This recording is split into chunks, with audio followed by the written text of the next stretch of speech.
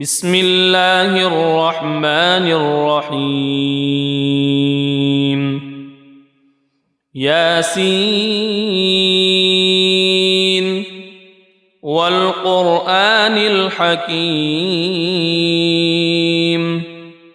إنك لمن المرسلين على صراط مستقيم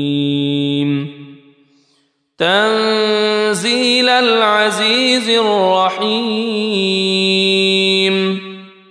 لتنذر قوما ما أنذر آباؤهم فهم غافلون لقد حق القول على أكثرهم فهم لا يؤمنون إنا جعلنا في أعناقهم أغلالا فهي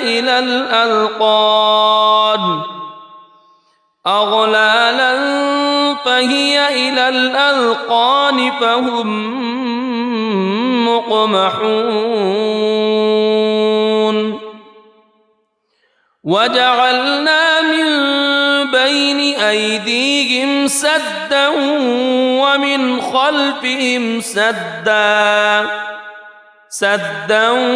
ومن خلفهم سدا فأغشيناهم فهم لا يبصرون وسواء عليهم أأنذرتهم أم لم تنذرهم لا يؤمنون إنما تنذر من اتبع الذكر وخشي الرحمن بالغيب فبشره بمغفرة وأجر كريم إنا نحن نحيي الموتى ونكتب ما قدموا وآثارهم وكل شيء أحصيناه في إمام مبين واضرب لهم مثلا أصحاب القرية إذ جاءها المرسلون إذ أرسلنا إليهم اثنين فكذبوهما فعززنا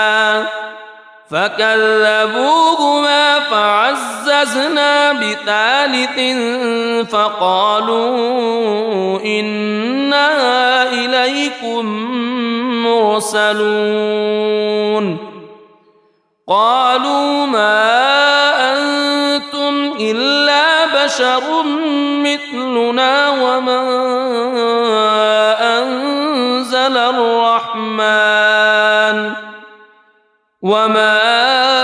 أنزل الرحمن من شيء إن أنتم إلا تكذبون قالوا ربنا يعلم إنا إليكم لمرسلون وما علينا إلا البلاغ المبين قالوا إنا تطيرنا بكم لئن لم تنتهوا لنرجمنكم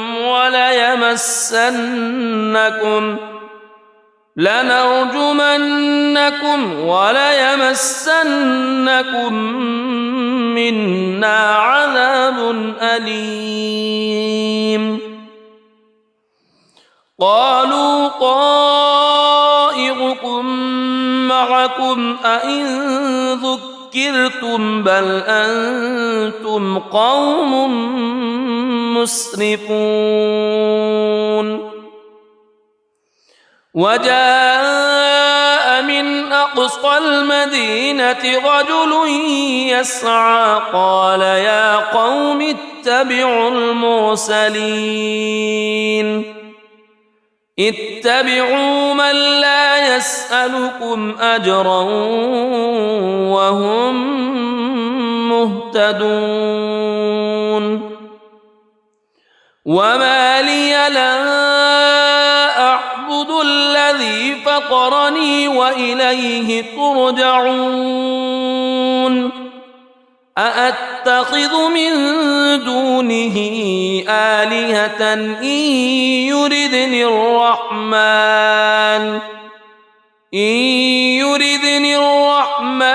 بضر لا تغن عني شفاعتهم شيئا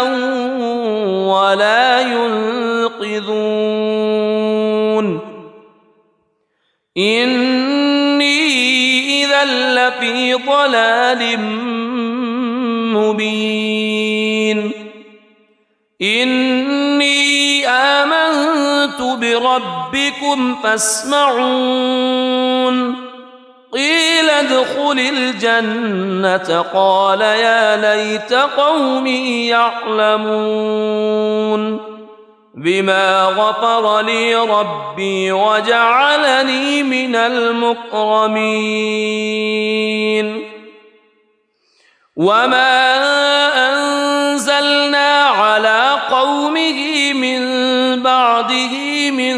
جند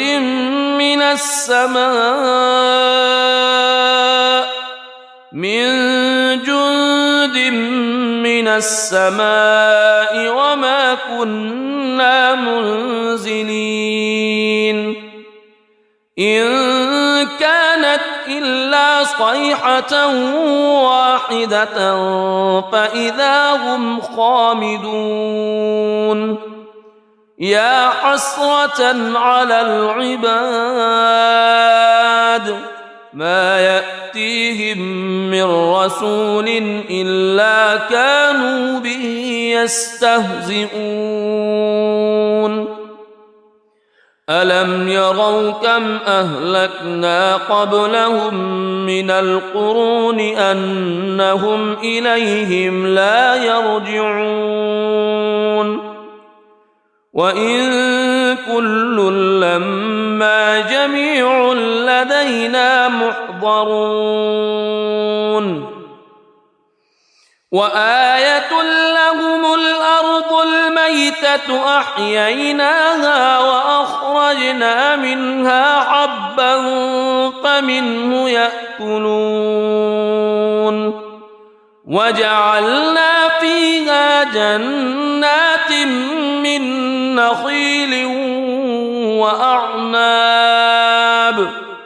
من نخيل وأعناب وفجرنا فيها من العيون ليأكلوا من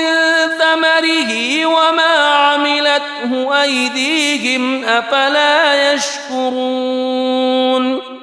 سبحان الذي خلق الأزواج كلها مما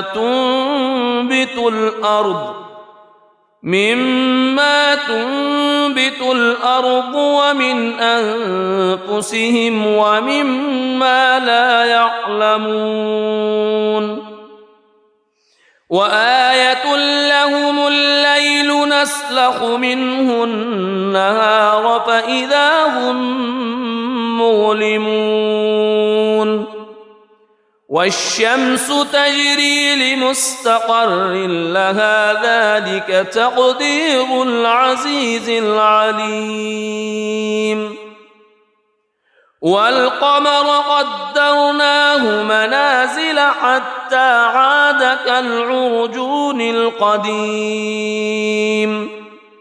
لا الشمس ينبغي لها أن تدرك القمر ولا الليل سابق النهار وكل في فلك يسبحون وآية لهم أنا حملنا ذريتهم في الفلك المشحون وخلقنا لهم من مثله ما يركبون وإن نشأ نغرقهم فلا صريخ لهم ولا هم ينقذون إلا رحمة منا ومتاعا إلى حين وإذا قيل لهم اتقوا ما بين أيديكم وما خلفكم لعلكم ترحمون وما تأتيهم من آية من آيات ربهم إلا كانوا عنها معرضين وإذا قيل لهم أنفقوا مما رزقكم الله قال الذين كفروا للذين آمنوا أنطعم من لو يشاء الله أطعمه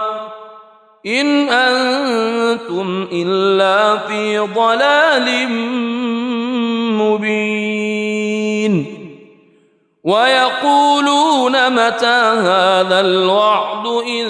كنتم صادقين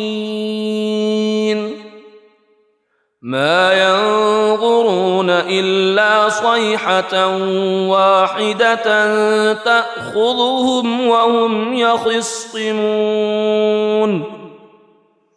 فلا يستطيعون توصية ولا إلى أهلهم يرجعون ونفخ في الصور فإذا هم من الأجداث إلى ربهم ينسلون قالوا يا ويلنا من بعثنا من مرقدنا هذا ما وعد الرحمن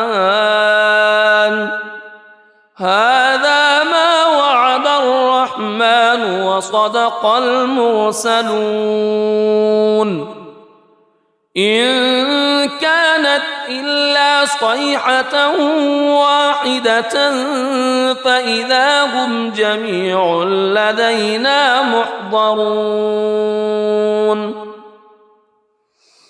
فاليوم لا تظلم نفس شيئا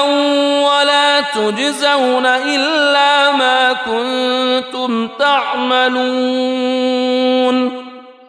إن أصحاب الجنة اليوم في شغل فاكهون هم وأزواجهم في ظلال على الأرائك متكئون لهم فيها فاكهة ولهم ما يدعون سلام قولا من رب رحيم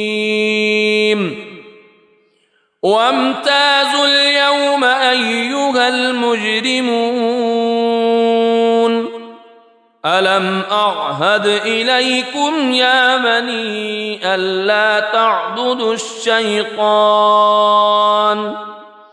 ألم أعهد إليكم يا بني آدم ألا تعبدوا الشيطان إنه لكم عدو مبين وأن اعبدوني هذا صراط مستقيم ولقد أضل منكم جبلا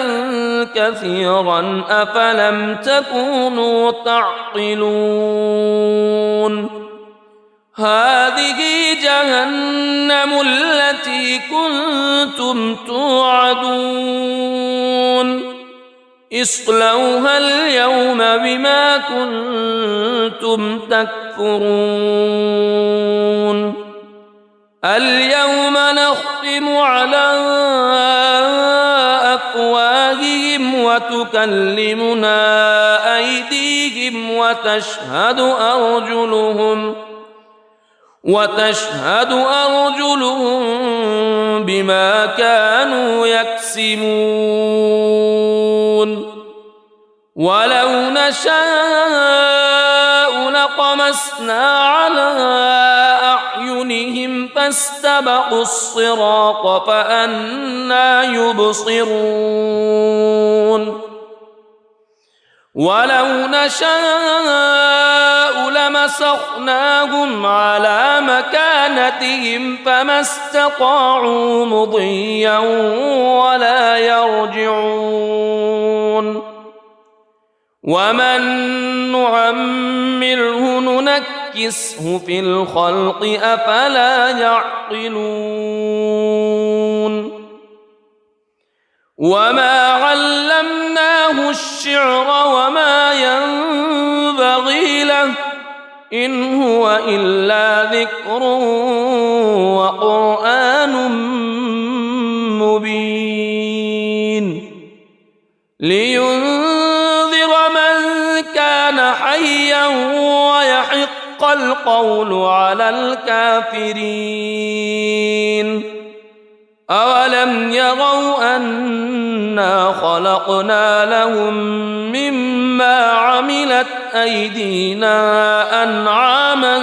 فهم لها مالكون وذللناها لهم فمنها ركوبهم ومنها يأكلون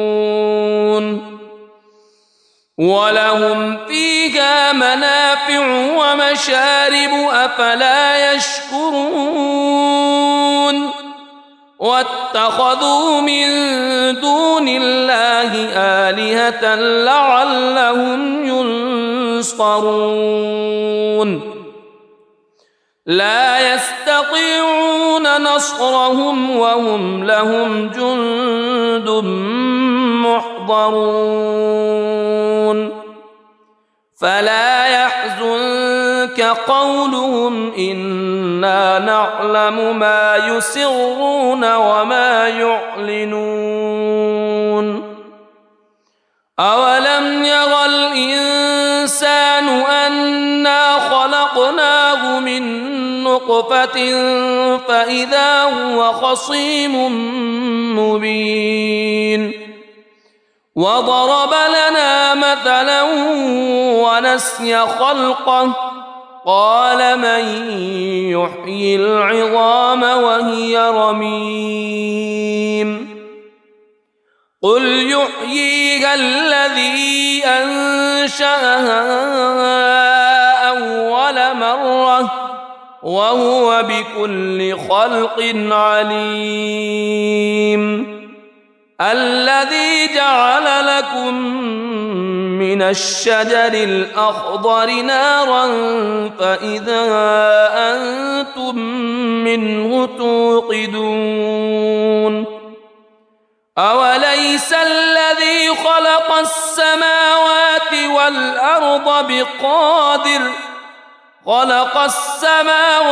والأرض بقادر على أن يخلق مثلهم بلى وهو الخلاق العليم إنما أمره إذا أراد شيئا أن يقول له كن فيكون فسبحان الذي بيده ملكوت كل شيء وإليه ترجعون بسم الله الرحمن الرحيم الرحمن علم القرآن خلق الإنسان علمه البيان الشمس والقمر بحسبان والنجم والشجر يسجدان والسماء رفعها ووضع الميزان ألا تطغوا في الميزان وأقيموا الوزن بالقسط ولا تخسروا الميزان والأرض وضعها للأنام فيها فاكهة والنخل ذات الأكمام والحب ذو العصف والريحان فبأي آلاء ربكما تكذبان خلق الإنسان من صلصال كالفخار وخلق الجان من مارج من نار فبأي آلاء ربكما تكذبان رب المشرقين ورب المغربين فبأي آلاء ربكما تكذبان مرج البحرين يلتقيان بينهما برزخ لا يبغيان فبأي آلاء ربكما تكذبان يخرج منهما اللؤلؤ والمرجان فبأي آلاء ربكما تكذبان وله الجوار المنشآت في البحر كالأعلام فبأي آلاء ربكما تكذبان كل من عليها فان ويبقى وجه ربك ذو الجلال والإكرام فبأي آلاء ربكما تكذبان يسأله من في السماوات والأرض كل يوم هو في شأن فبأي آلاء ربكما تكذبان سنفرغ لكم أيها الثقلان فبأي آلاء ربكما تكذبان يا معشر الجن والإنس إن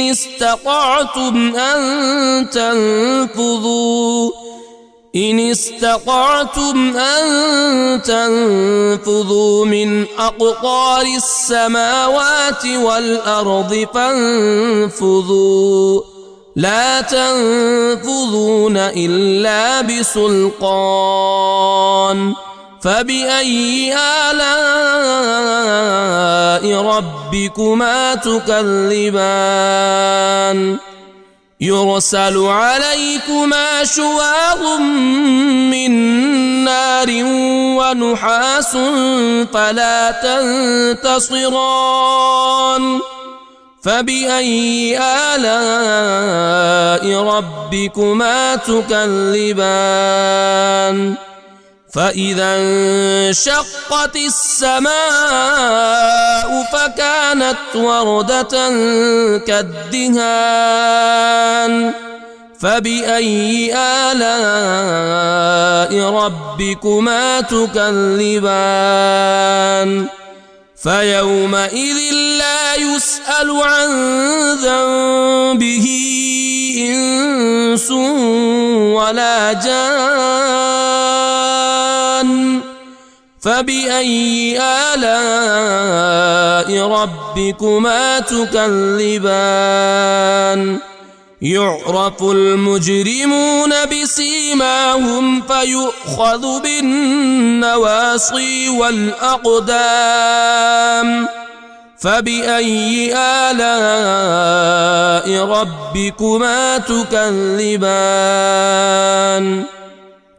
هذه جهنم التي يكذب بها المجرمون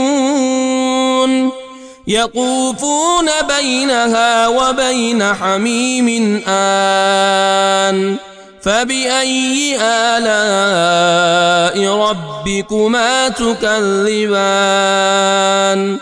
ولمن خاف مقام ربه جنتان فبأي آلاء ربكما تكذبان ذواتا أفنان فبأي آلاء ربكما تكذبان فيهما عينان تجريان فبأي آلاء ربكما تكذبان فيهما من كل فاكهة زوجان فبأي آلاء ربكما تكذبان متكئين على فرش بطائنها من استبرق وجنى الجنتين دان فبأي آلاء ربكما تكذبان فيهن قاصرات الطرف لم يطمثهن إنس قبلهم ولا جان فبأي آلاء ربكما تكذبان كأنهن الياقوت والمرجان فبأي آلاء ربكما تكذبان هل جزاء الإحسان إلا الإحسان فبأي آلاء ربكما تكذبان ومن دونهما جنتان فبأي آلاء ربكما تكذبان مدهامتان فبأي آلاء ربكما تكذبان فيهما عينان نضاختان فبأي آلاء ربكما تكذبان فيهما فاكهة ونخل ورمان فبأي آلاء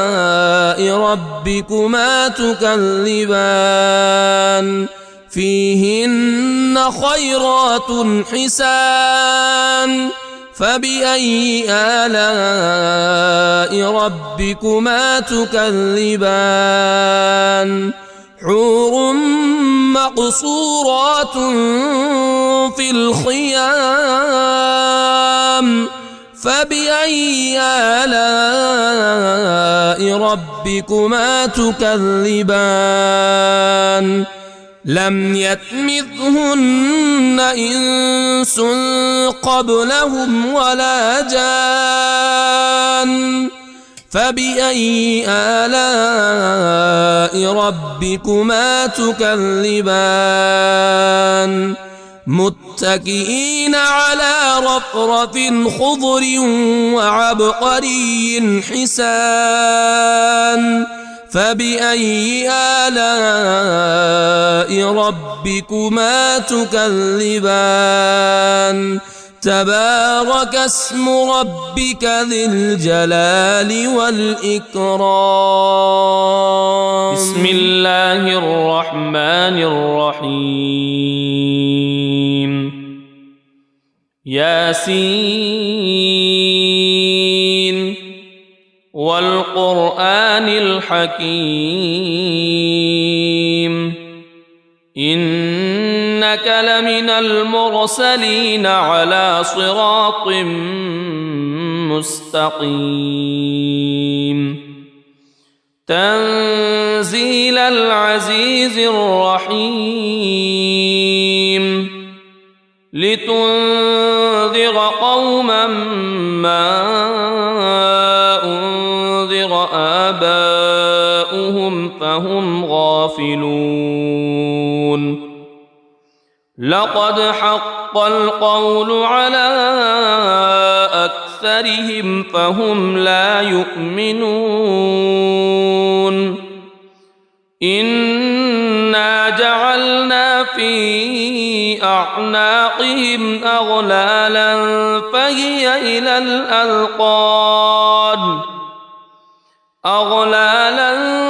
فهي إلى الأذقان فهم مقمحون وجعلنا من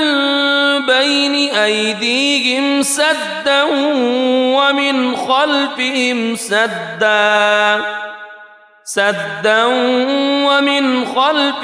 سدا فأغشيناهم فهم لا يبصرون وسواء عليهم أأنذرتهم أم لم تنذرهم لا يؤمنون إنما تنذر من اتبع الذكر وخشي الرحمن بالغيب فبشره بمغفرة وأجر كريم إنا نحن نحيي الموتى ونكتب ما قدموا وآثارهم وكل شيء أحصيناه في إمام مبين واضرب لهم مثلا أصحاب القرية إذ جاءها المرسلون إذ أرسلنا إليهم اثنين فكذبوهما فعززنا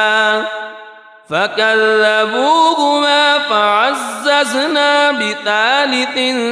فقالوا إنا إليكم مرسلون قالوا ما أنتم إلا بشر مثلنا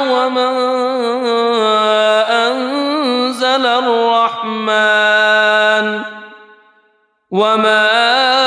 أنزل الرحمن من شيء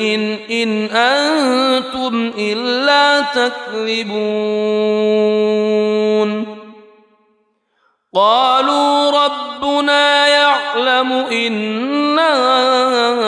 إليكم لمرسلون وما علينا إلا البلاغ المبين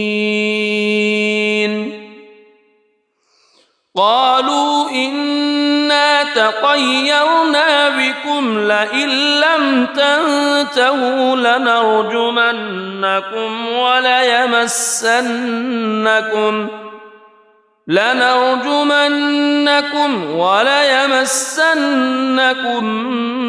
منا عذاب أليم قالوا طائركم معكم أئن ذكرتم بل أنتم قوم مسرفون وجاء من أقصى المدينة رجل يسعى قال يا قوم اتبعوا المرسلين اتبعوا من لا يسألكم أجرا وهم مهتدون وما لي لا أعبد الذي فطرني وإليه ترجعون أأتخذ من دونه آلهة إن يردني الرحمن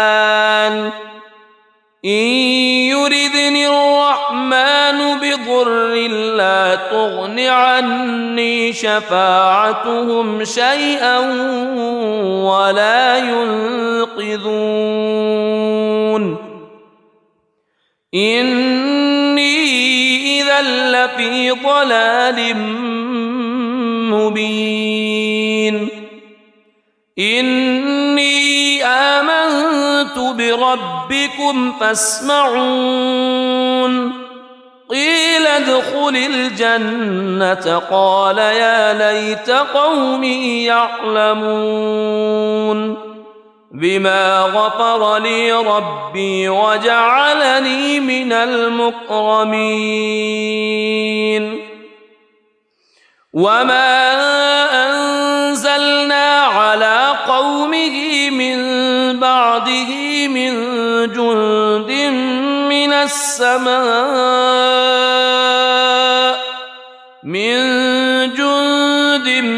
من السماء وما كنا منزلين إن كانت إلا صيحة واحدة فإذا هم خامدون يا حسرة على العباد ما يأتيهم من رسول إلا كانوا به يستهزئون ألم يروا كم أهلكنا قبلهم من القرون أنهم إليهم لا يرجعون وإن كل لما جميع لدينا محضرون وآية لهم الأرض الميتة أحييناها وأخرجنا منها حبا فمنه يأكلون وجعلنا فيها جنات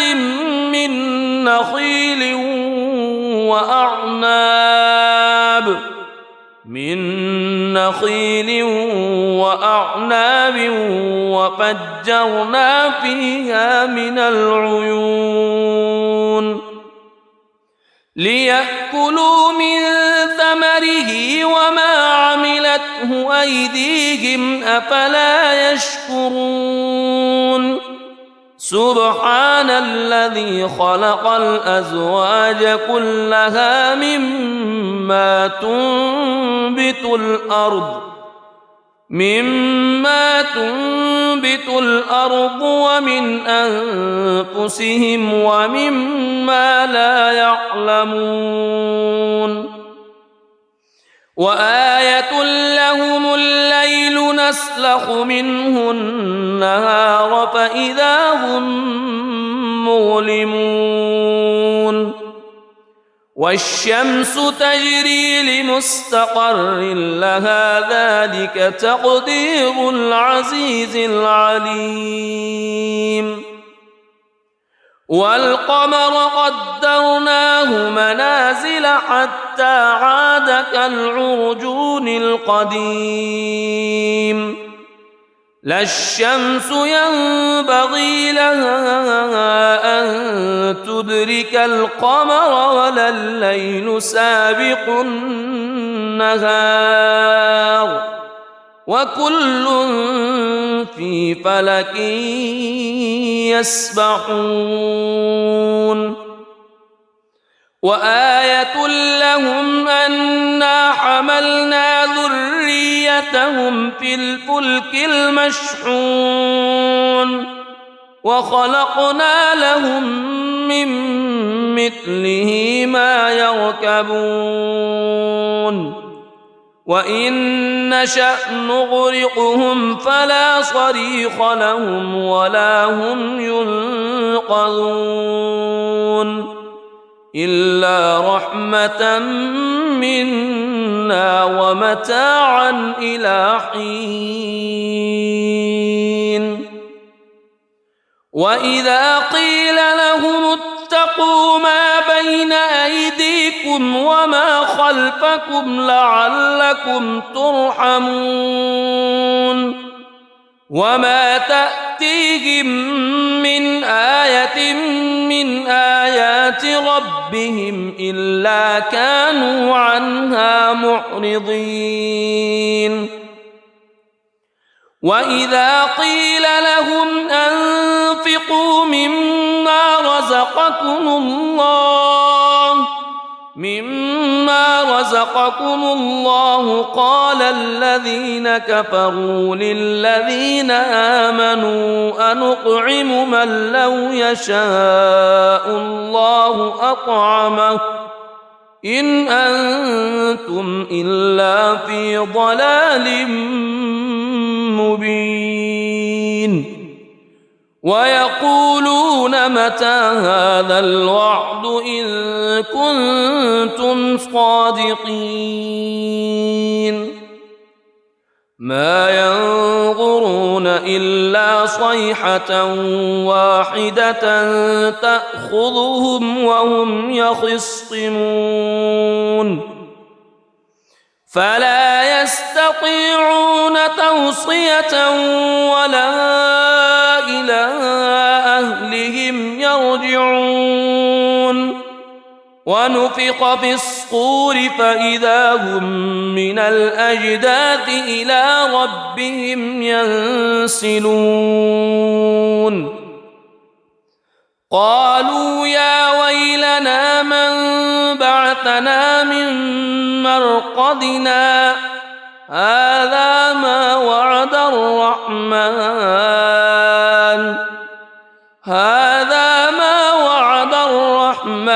وصدق المرسلون إن كانت إلا صيحة واحدة فإذا هم جميع لدينا محضرون فاليوم لا تظلم نفس شيئا ولا تجزون إلا ما كنتم تعملون إن أصحاب الجنة اليوم في شغل فاكهون هم وأزواجهم في ظلال على الأرائك متكئون لهم فيها فاكهة ولهم ما يدعون سلام قولا من رب رحيم وامتازوا اليوم أيها المجرمون ألم أعهد إليكم يا بني ألا تعبدوا الشيطان ألم أعهد إليكم يا بني آدم ألا تعبدوا الشيطان إنه لكم عدو مبين وأن اعبدوني هذا صراط مستقيم ولقد أضل منكم جبلا كثيرا أفلم تكونوا تعقلون هذه جهنم التي كنتم توعدون اصلوها اليوم بما كنتم تكفرون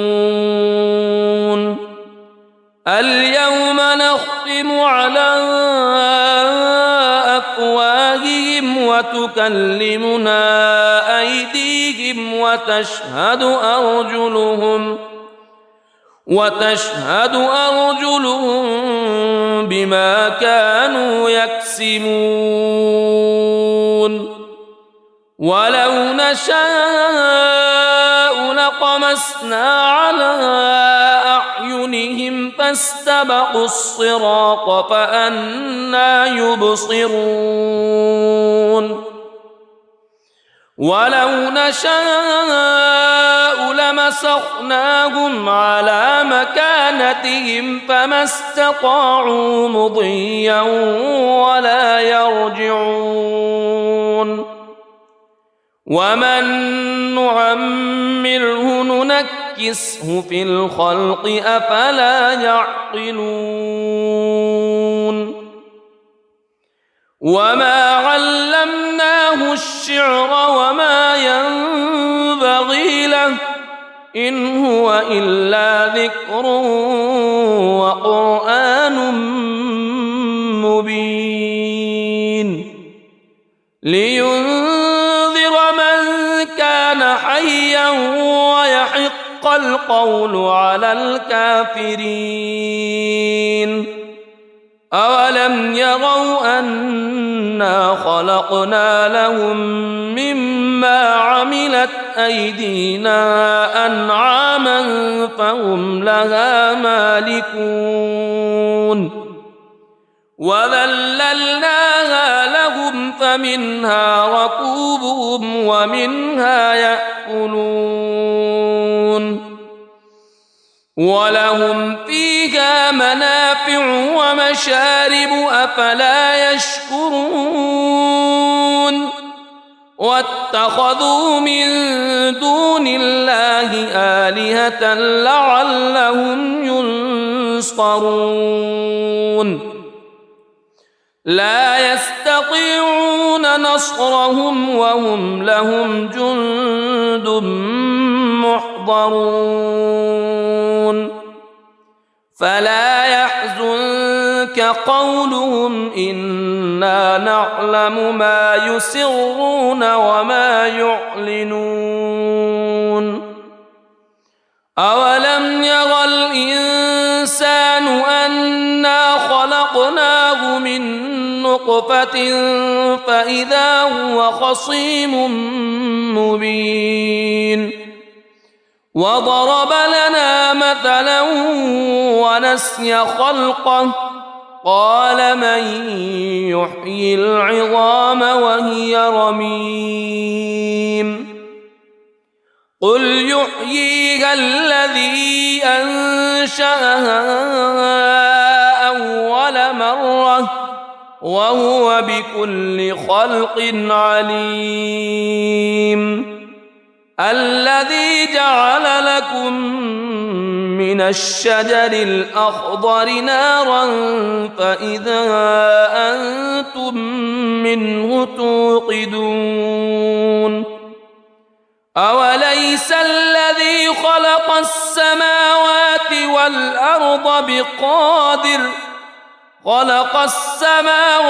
والأرض بقادر على أن يخلق مثلهم بلى وهو الخلاق العليم إنما أمره إذا أراد شيئا أن يقول له كن فيكون فسبحان الذي بيده ملكوت كل شيء وإليه ترجع. بسم الله الرحمن الرحيم. الرحمن علم القرآن خلق الإنسان علمه البيان. الشمس والقمر بحسبان والنجم والشجر يسجدان. والسماء رفعها ووضع الميزان ألا تطغوا في الميزان وأقيموا الوزن بالقسط ولا تخسروا الميزان. والأرض وضعها للأنام فيها فاكهة والنخل ذات الأكمام والحب ذو العصف والريحان. فبأي آلاء ربكما تكذبان؟ خلق الإنسان من صلصال كالفخار وخلق الجان من مارج من نار. فبأي آلاء ربكما تكذبان؟ رب المشرقين ورب المغربين. فبأي آلاء ربكما تكذبان؟ مرج البحرين يلتقيان بينهما برزخ لا يبغيان. فبأي آلاء ربكما تكذبان؟ يخرج منهما اللؤلؤ والمرجان. فبأي آلاء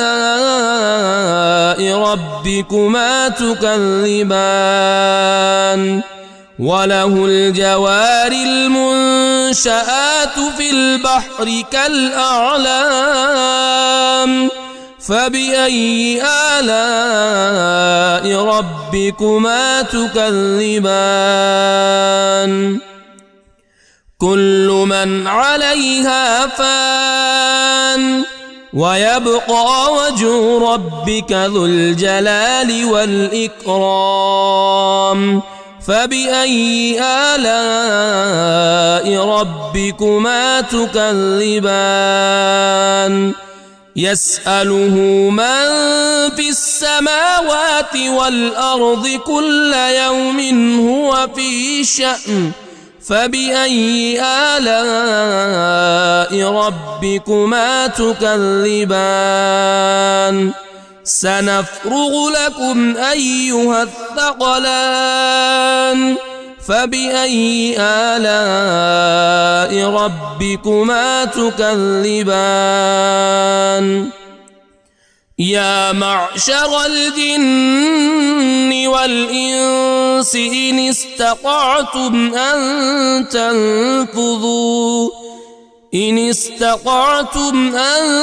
تنفذوا من أقطار السماوات والأرض فانفذوا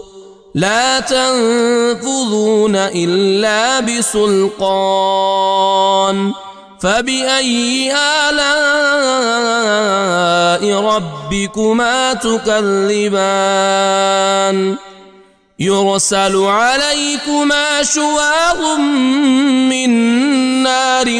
ونحاس فلا تنتصران. فبأي آلاء ربكما تكذبان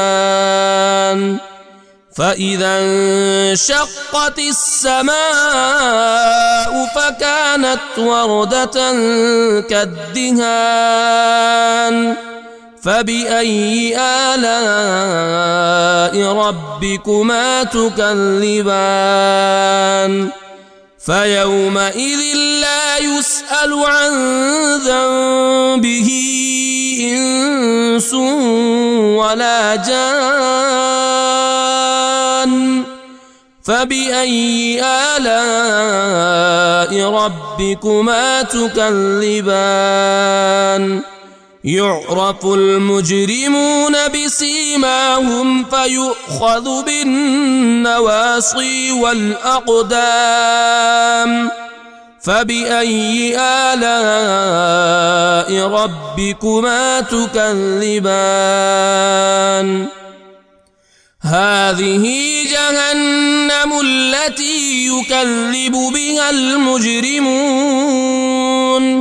يطوفون بينها وبين حميم آن فبأي آلاء ربكما تكذبان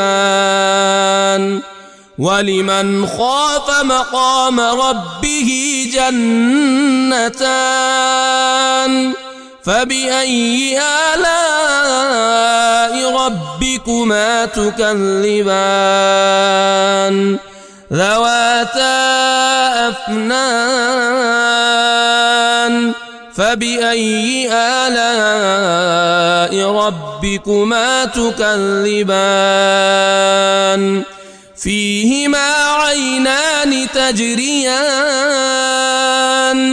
فبأي آلاء ربكما تكذبان فيهما من كل فاكهة زوجان فبأي آلاء ربكما تكذبان متكئين على فرش بطائنها من استبرق وجنى الجنتين دان فبأي آلاء ربكما تكذبان فيهن قاصرات الطرف لم يطمثهن إنس قبلهم ولا جان فبأي آلاء ربكما تكذبان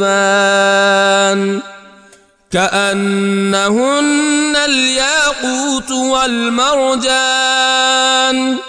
فبأي آلاء ربكما تكذبان هل جزاء الإحسان إلا الإحسان فبأي آلاء ربكما تكذبان ومن دونهما جنتان فبأي آلاء ربكما تكذبان مدهامتان فبأي آلاء ربكما تكذبان فيهما عينان نضاختان فبأي آلاء ربكما تكذبان فيهما فاكهة ونخل ورمان فبأي آلاء ربكما تكذبان فيهن خيرات حسان فبأي آلاء ربكما تكذبان حور مقصورات في الخيام فبأي آلاء ربكما تكذبان لم يطمثهن إنس قبلهم ولا جان فبأي آلاء ربكما تكذبان متكئين على رفرف خضر وعبقري حسان فبأي آلاء ربكما تكذبان تبارك اسم ربك ذي الجلال والإكرام بسم الله الرحمن الرحيم ياسين والقرآن الحكيم إنك لمن المرسلين على صراط مستقيم تنزيل العزيز الرحيم لتنذر قوما ما أنذر آباؤهم فهم غافلون لقد حق القول على أكثرهم فهم لا يؤمنون إنا جعلنا في أعناقهم أغلالا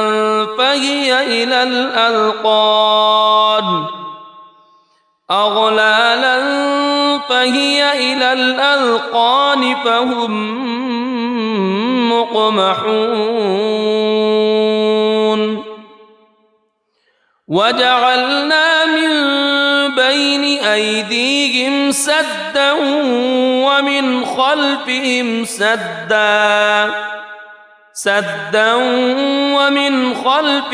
سدا فأغشيناهم فهم لا يبصرون وسواء عليهم أأنذرتهم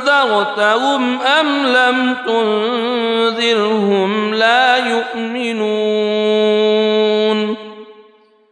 إنما تنذر من اتبع الذكر وخشي الرحمن بالغيب فبشره بمغفرة وأجر كريم إنا نحن نحيي الموتى ونكتب ما قدموا وآثارهم وكل شيء أحصيناه في إمام مبين واضرب لهم مثلا أصحاب القرية إذ جاءها المرسلون إذ أرسلنا إليهم اثنين فكذبوهما فعززنا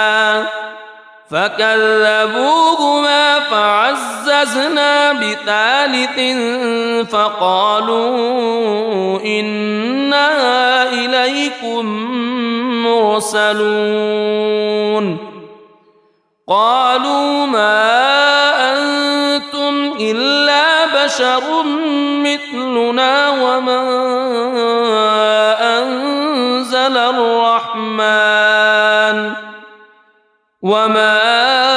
أنزل الرحمن من شيء إن أنتم إلا تكذبون قالوا ربنا يعلم إنا إليكم لمرسلون وما علينا إلا البلاغ المبين قالوا إنا تطيرنا بكم لئن لم تنتهوا لنرجمنكم وليمسنكم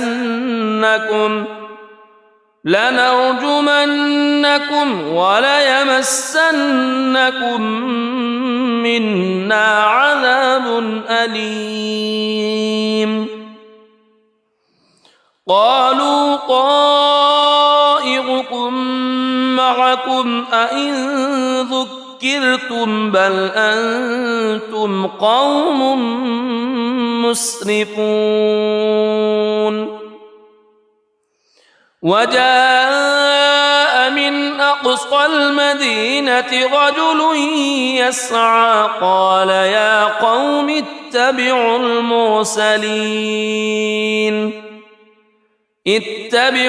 من لا يسألكم أجرا وهم مهتدون وما لي لا أعبد الذي فطرني وإليه ترجعون أأتخذ من دونه آلهة إن يردني الرحمن بضر لا تغن عني شفاعتهم شيئا ولا ينقذون إني إذا لفي ضلال مبين إني آمنت بربكم فاسمعون قيل ادخل الجنة قال يا ليت قومي يعلمون بما غفر لي ربي وجعلني من المكرمين وما أنزلنا على قومه من بعده من جند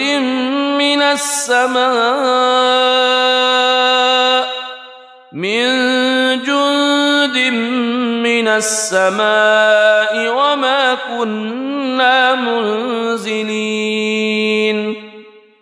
إن كانت إلا صيحة واحدة فإذا هم خامدون يا حسرة على العباد ما يأتيهم من رسول إلا كانوا به يستهزئون ألم يروا كم أهلكنا قبلهم من القرون أنهم إليهم لا يرجعون وإن كل لما جميع لدينا محضرون وآية لهم الأرض الميتة أحييناها وأخرجنا منها حبا فمنه يأكلون وجعلنا فيها جنات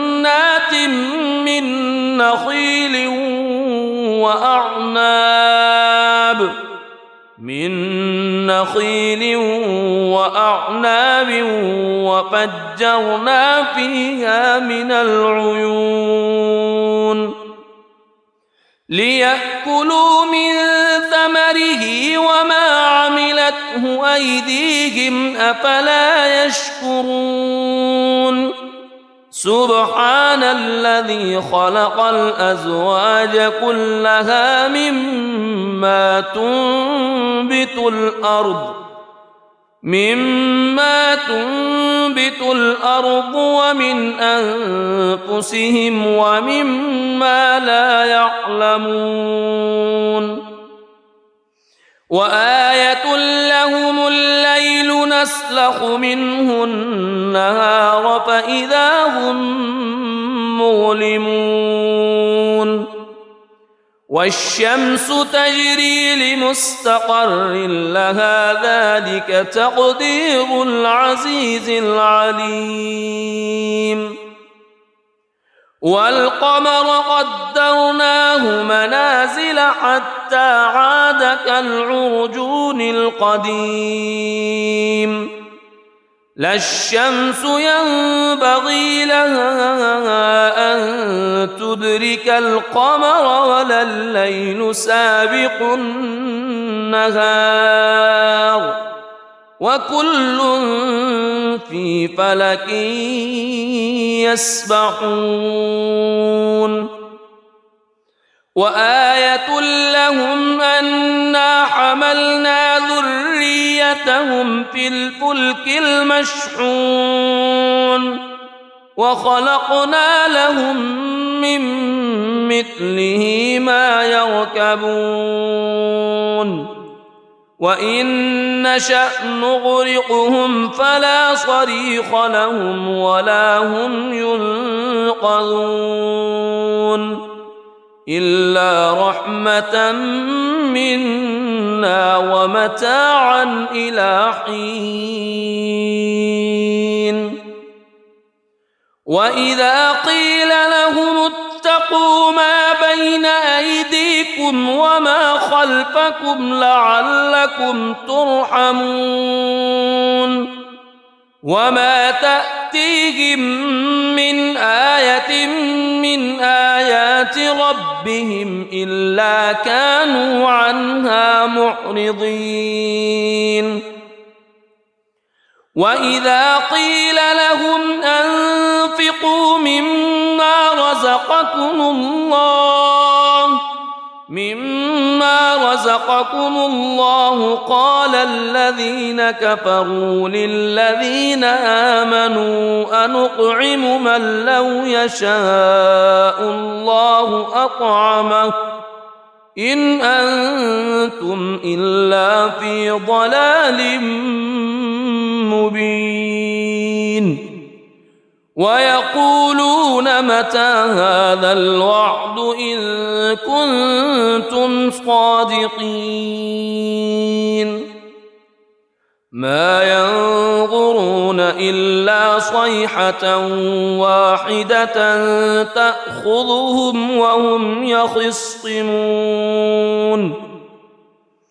فلا يستطيعون توصية ولا إلى أهلهم يرجعون ونفخ في الصور فإذا هم من الأجداث إلى ربهم ينسلون قالوا يا ويلنا من بعثنا من مرقدنا هذا ما وعد الرحمن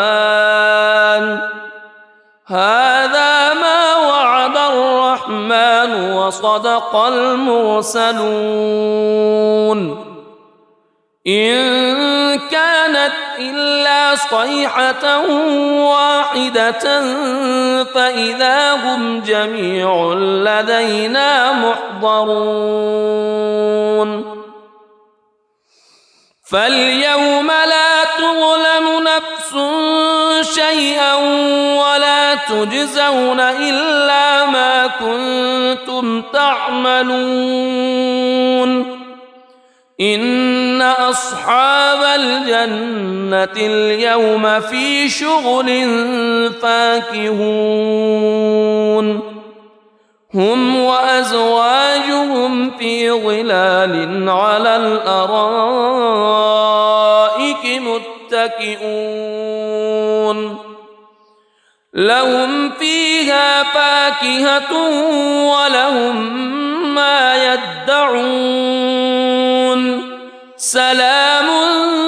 قولا من رب رحيم وامتازوا اليوم أيها المجرمون ألم أعهد إليكم يا بني ألا تعبدوا الشيطان ألم أعهد إليكم يا بني آدم ألا تعبدوا الشيطان إنه لكم عدو مبين وأن اعبدوني هذا صراط مستقيم ولقد أضل منكم جبلا كثيرا أفلم تكونوا تعقلون هذه جهنم التي كنتم توعدون اصلوها اليوم بما كنتم تكفرون اليوم نختم على أفواههم وتكلمنا أيديهم وتشهد أرجلهم بما كانوا يكسبون ولو نشاء لطمسنا على أعينهم فاستبقوا الصراط فأنى يبصرون ولو نشاء لمسخناهم على مكانتهم فما استطاعوا مضيا ولا يرجعون ومن نعمره ننكسه في الخلق أفلا يعقلون وما علمناه الشعر وما ينبغي له إن هو إلا ذكر وقرآن مبين لينذر من كان حيا ويحق القول على الكافرين أولم يروا أنا خلقنا لهم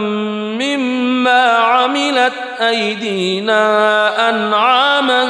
فهم لها مالكون وذللناها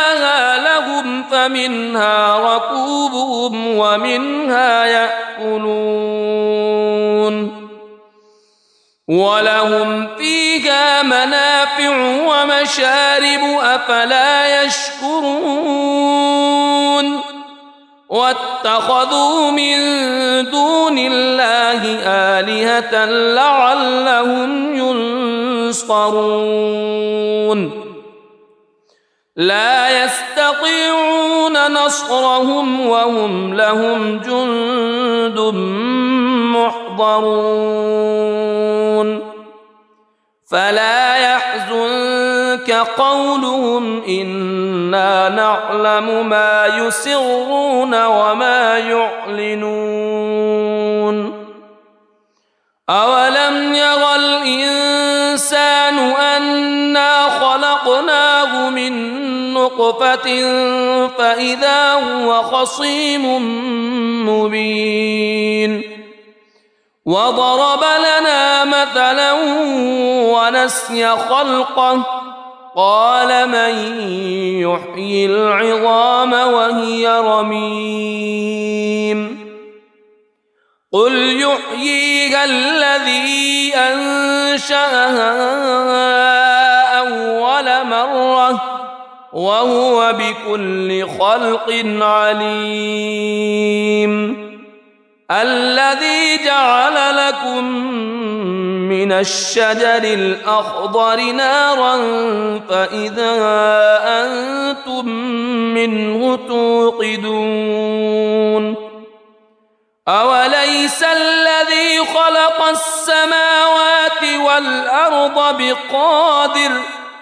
خلق السماوات والأرض بقادر على أن يخلق مثلهم بلى وهو الخلاق العليم إنما أمره إذا أراد شيئا أن يقول له كن فيكون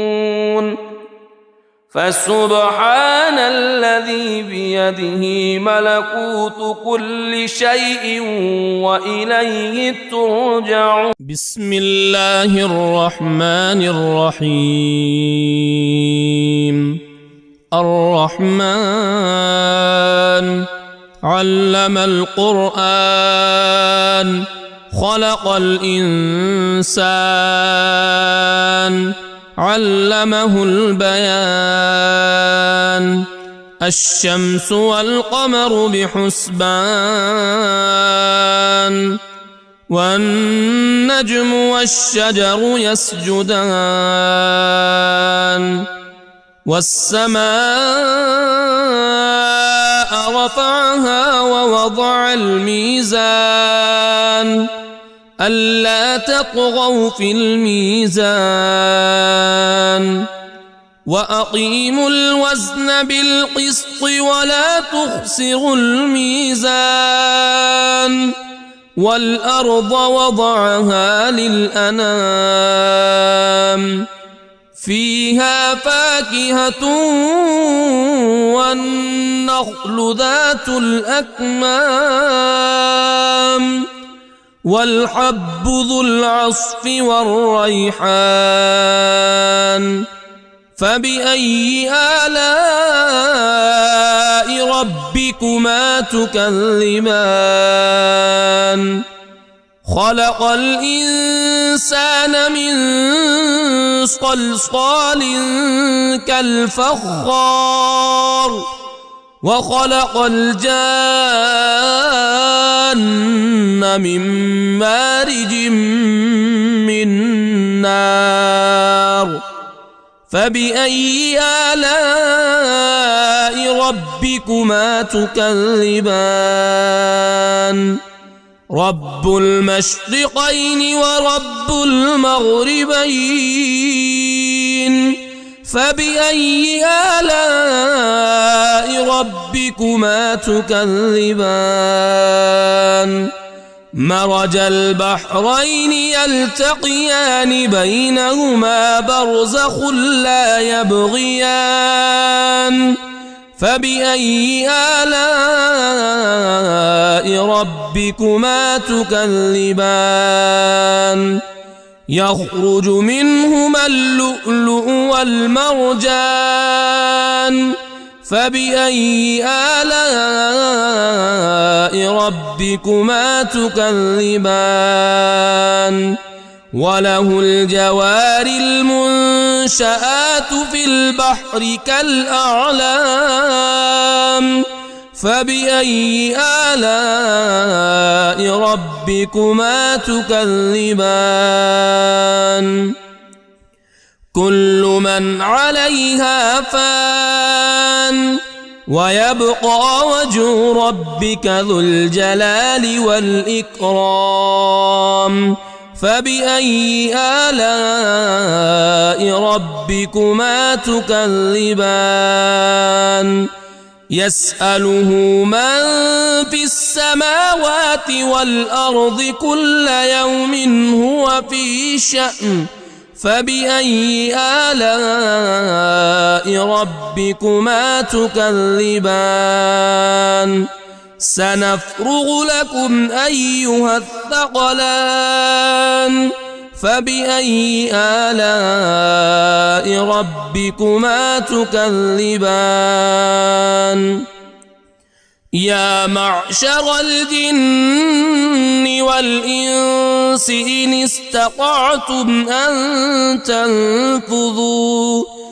إن استطعتم أن تنفذوا من أقطار السماوات والأرض فانفذوا لا تنفذون إلا بسلطان فبأي آلاء ربكما تكذبان يرسل عليكما شواظ من نار ونحاس فلا تنتصران فبأي آلاء ربكما تكذبان فإذا انشقت السماء فكانت وردة كالدهان فبأي آلاء ربكما تكذبان فيومئذ لا يسأل عن ذنبه إنس ولا جان فبأي آلاء ربكما تكذبان يعرف المجرمون بسيماهم فيؤخذ بالنواصي والأقدام فبأي آلاء ربكما تكذبان هذه جهنم التي يكذب بها المجرمون يطوفون بينها وبين حميم آن فبأي آلاء ربكما تكذبان ولمن خاف مقام ربه جنتان فبأي آلاء ربكما تكذبان ذواتا أفنان فبأي آلاء ربكما تكذبان فيهما عينان تجريان فبأي آلاء ربكما تكذبان فيهما من كل فاكهة زوجان فبأي آلاء ربكما تكذبان متكئين على فرش بطائنها من استبرق وجنى الجنتين دان فبأي آلاء ربكما تكذبان فيهن قاصرات الطرف لم يطمثهن إنس قبلهم ولا جان فبأي آلاء ربكما تكذبان كأنهن الياقوت والمرجان فبأي آلاء ربكما تكذبان هل جزاء الإحسان إلا الإحسان فبأي آلاء ربكما تكذبان ومن دونهما جنتان فبأي آلاء ربكما تكذبان مدهامتان فبأي آلاء ربكما تكذبان فيهما عينان نضاختان فبأي آلاء ربكما تكذبان فيهما فاكهة ونخل ورمان ورمان فبأي آلاء ربكما تكذبان فيهن خيرات حسان فبأي آلاء ربكما تكذبان حور مقصورات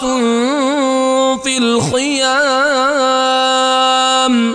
فبأي آلاء ربكما تكذبان لم يطمثهن إنس قبلهم ولا جان فبأي آلاء ربكما تكذبان متكئين على رفرف خضر